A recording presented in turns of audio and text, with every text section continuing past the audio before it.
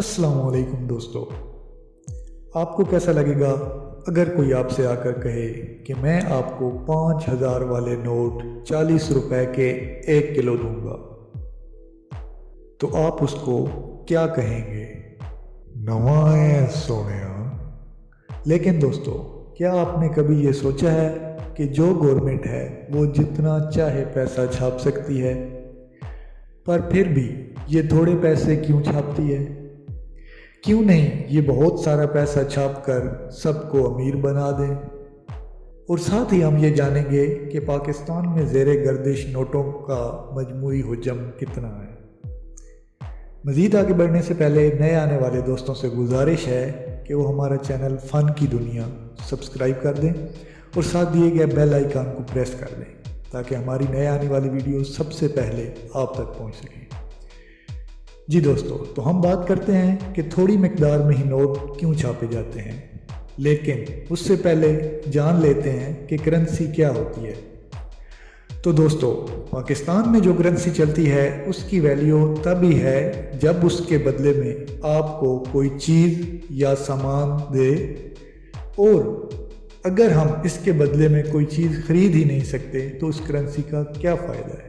पुराने ज़माने में लोग चीज़ों के बदले में चीज़ें लेते देते थे, यानी अगर किसी को चावल तो किसी को दूध चाहिए होता तो वो आपस में ही तब्दील कर लेते थे और बाद में करेंसी बन गई और इसकी अहमियत पैदा की गई। यानी अगर हम पाकिस्तान की बात करें तो लोग इस करेंसी को मानते हैं, यानी अगर आप पाकिस्तान में किसी को ये करेंसी देते हैं तो वो आपको सामान दे देगा।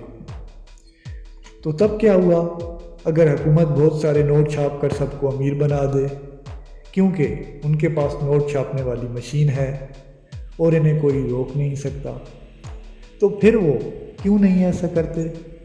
जी हाँ, 2001 में बिल्कुल ऐसा ही हुआ। जिम्बाब्वे में वहाँ के सदर ने सोचा कि हमारा मुल्क बहुत गरीब है, क्यों ना बहुत सारे पैसे छाप कर सब में तकसीम कर दिए जाएं ताकि सब अमीर हो जाएं। और उन्होंने 2001 में ऐसा ही किया, बहुत सारे नोट छापने शुरू कर दिए और उन्होंने बहुत ज़्यादा नोट छाप कर पूरे मुल्क को अमीर कर दिया। सब लोग अरबपति बन चुके थे। फिर यहीं से शुरू हुई उनकी बर्बादी। अगर किसी को सिगरेट का एक पैकेट भी लेना होता तो उसको नोटों के बहुत सारे बंडल लेके जाने पड़ते थे। तो इसकी वजह क्या थी? यानी अगर हम कोई सामान खरीदते हैं तो हमारे पास, यानी हम सब के पास बहुत सारे पैसे हैं, तो उस सामान की ख़रीदारी बढ़ जाएगी और सप्लाई कम हो जाने की वजह से उसकी कीमत में ऑटोमेटिक तौर पर बढ़ोतरी आ जाएगी। बिल्कुल ऐसे ही हुआ जिम्बाब्वे में। वहाँ अगर किसी को ब्रेड का एक पैकेट लेना होता तो उनको बहुत से नोटों के बंडल देने पड़ते थे। हाँ, ये बात तो सच है कि वहाँ सब लोग अरबपति बन चुके थे, लेकिन वहाँ 10 लाख का एक ब्रेड ही आता था। ये बात यहीं पर ख़त्म नहीं हुई, बल्कि उन्होंने 2002 से लेकर 2008 तक बेशुमार नोट छाप लिए थे। उन्होंने 10 लाख और 10 करोड़ तक का नोट छाप लिया था। इवन उन्होंने 100 ट्रिलियन तक के नोट छाप लिए थे, क्योंकि कीमतों में इतना इजाफा हो चुका था कि इसलिए उन्होंने बड़ी मालियत के नोट भी छाप लिए थे। लेकिन बड़े नोट छापने के बावजूद कीमतें कंट्रोल में ना आई। यानी अगर सबके पास पैसे आ जाएंगे तो किसी को क्या ज़रूरत कि वो काम करे। यानी अगर आपके पास पहले ही बहुत सारे पैसे हैं तो आपको क्या ज़रूरत कि आप काम करें। इससे हुआ क्या कि जो डिमांड थी वो बढ़ गई और चीज़ें बनना कम हो गई। यानी अगर पाकिस्तान में 2 किलो ही चावल बच जाए और फ़ी किलो की कीमत 50 रुपये हो और 2 ही लोग हों पूरे पाकिस्तान में और उनके पास 25-25 रुपये हैं, तो वो जाकर आधा किलो चावल खरीद लेंगे। और अगर इन दोनों के पास ज़्यादा पैसे आ जाएंगे तो राइस की कीमत बढ़ जाएगी। वो इसलिए कि अब चावल 2 किलो मौजूद हैं और दोनों को 1-1 किलो खरीदने हैं। इससे क्या हुआ कि जो चावल हैं उनकी डिमांड बढ़ गई और सप्लाई कम हो गई। तो यही हुआ था जिम्बाब्वे में। लोगों के पास ढेर सारे पैसे तो आ गए थे पर कोई काम नहीं रहा था, तो चीज़ों की कीमत ऑटोमेटिक बढ़ गई। $1 की कीमत जिम्बाब्वे में खरबों से भी आगे पहुंच गई थी। जी हाँ दोस्तों, लोग वहाँ भूख से मरने लगे। कहा जाता है कि उस टाइम जिम्बाब्वे में वर्ल्ड वार 2 के बाद वाली सूरत हाल पैदा हो गई थी। ये देखते हुए हुकूमत ने ऐलान कर दिया कि जिसके पास जितना पैसा है सब जला दो, उसकी अब कोई वैल्यू नहीं। लोगों ने दूसरे ममालिक की करेंसी से खरीदो फरोख्त शुरू कर दी थी। तो दोस्तों, पैसा छापना, लोगों को पैसे देना गरीबी ख़त्म करने का हल नहीं है, बल्कि गरीबी तो तब ख़त्म होगी जब वो कुछ काम करेंगे और मुल्क में रोज़गार होगा तो उनको पैसे मिलेंगे। अगर सबके पास ही पैसे आ गए तो क्यों कोई काम करेगा और क्यों कोई सामान बेचेगा।